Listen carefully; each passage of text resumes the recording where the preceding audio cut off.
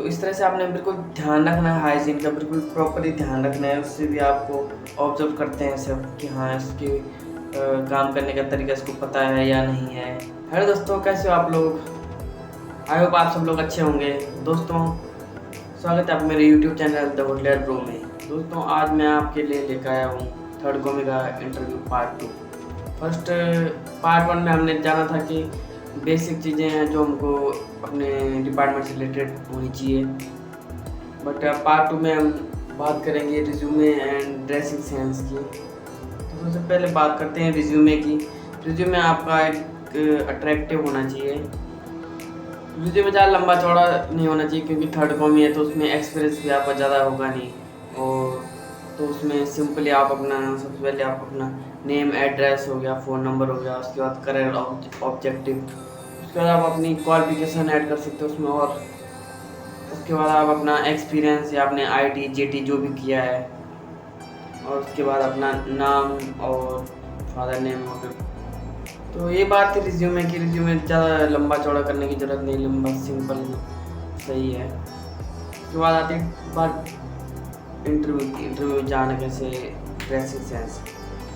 Dressing sense जो है उसके लिए आपको black pant, black shoes, black socks and white shirt, एकदम फॉर्मल वे में जाना है। अगर वाइट शर्ट नहीं भी है तो अदर शर्ट ले सकते हो, बट प्लेन होनी चाहिए शर्ट एंड फॉर्मल होनी चाहिए। अगर आप इंटरव्यू देने जा रहे हो तो एकदम फॉर्मल तरीके से जाना है, डिसेंट वे में जाना है। बात करते हैं क्वेश्चन आंसर की। क्वेश्चन आंसर, अगर आप इंटरव्यू देने जा रहे हो तो पहले की बात घबराना नहीं है। तो पहले इंट्रोडक्शन यही होता है कि आपका नाम क्या है, आप कहाँ से हो, और आपकी हॉबीज़ वगैरह है। झूठ नहीं बोलना वहाँ पे। जो आपने रिज्यूमे में लिखा है वही आपने बोलना है। जो आप रियली आपकी हॉबीज़ हैं, जो आपको रियली आपका एक्सपीरियंस है, वही आपने उसमें रिटर्न में लिखना है और वही आपने वाइवा में बोलना है। ये नहीं कि आपने रिज्यूमे में कुछ और लिखा है और आप इंटरव्यू में कुछ और बोल रहे हो, तो इसमें दिक्कत आ जाती है। आपको क्या करना है, आपको जो रिज्यूमे में लिखा है वही आपने बोलना है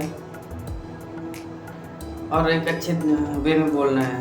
अगर आपसे पूछा जाता है आपका नाम क्या है, आपने अपना नाम बताना है, आपका आईटी कहाँ से की है, जीटी कहाँ से किया, अगर आपने थर्ड कॉम में कुछ टाइम किया है तो कहाँ से किया है, ये सब। और अगर आपसे पूछा जाए कि आप जॉब क्यों छोड़ना चाहते हो, तो आप सिंपली कह सकते हो कि I want to grow in my career and learn new things.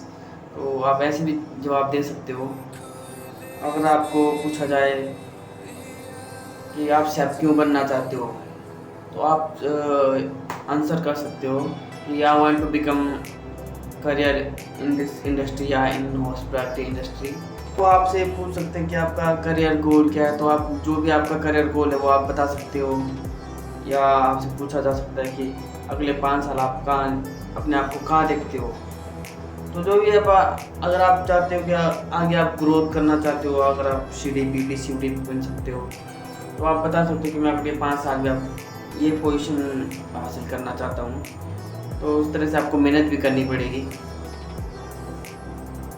Last question आपका जो होगा वो सेल से रिलेटेड होगा कि आप सैलरी कितनी एक्सपेक्ट करते हो। फर्स्ट तो आप ये कह सकते हो कि आप जो कंपनी की पॉलिसीज़ हैं, या अगर आप कंपनी आपको सही प्रोवाइड करा रही है तो फिर तो कोई चक्कर नहीं है। लेकिन अगर आपको कम लग रहा है तो आप नेगोशिएट कर सकते हो। सैलरी आपकी ट्रायल पे भी डिपेंड करती है। ट्रायल आपका होगा तो शेफ़ ने कुछ बोला स्पेशल डिश आपको बनाने के लिए, तो आप वो बना सकते हो, या फिर सब ये बोलेगा तुम्हारी जो फेवरेट डिश है वो बना सकते हो। तो अपनी मर्ज़ी से कोई 2 या 3 डिश बना सकते हो आप। और जब भी आप अगर ट्रायल में अगर आप कुछ भी काम कर रहे हो, एनीथिंग जो भी आप काम करोगे, कटिंग हो गई, चॉपिंग हो गई, जो भी प्रिपेयरिंग हो गई, खाना बनाना, तो बिल्कुल एकदम हाइजीनिक तरीके से करना है। साफ़ सफाई का बिल्कुल ध्यान रखना है। जो भी यूटेंसिल्स हैं वो आपको खुद ही वॉश करने हैं, और अगर ग्रेवी वगैरह है तो खुद ही बना लेना है।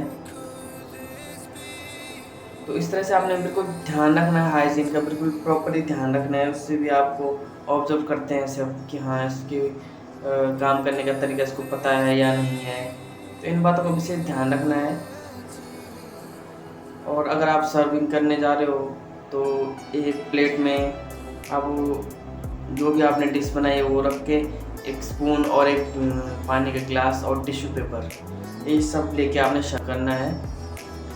उसके बाद शेफ आपको फीडबैक देगा। अगर आपका खाना सही है तो ठीक है, आपके लिए बहुत बढ़िया है। अगर कुछ कमी निकालता है शेफ तो आप उस हिसाब से देख सकते हैं, क्योंकि आपको भी पता होता है कि आपने क्या बनाया है, कैसे बनाया है। अगर सबको थोड़ा बहुत कमी लगी तो आप उसमें सुधार कर सकते हो नेक्स्ट टाइम।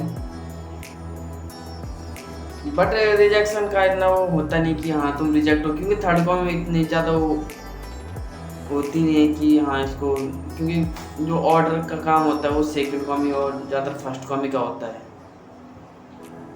तो थर्ड कॉपी को इतना ज़्यादा होता है। थर्ड कॉपी में प्रिपरेशन होती है, जो मीज़ा वगैरह होता है उसकी आपकी कटिंग चॉपिंग एकदम क्लियर होनी चाहिए। इस बात का विशेष ध्यान रखना है।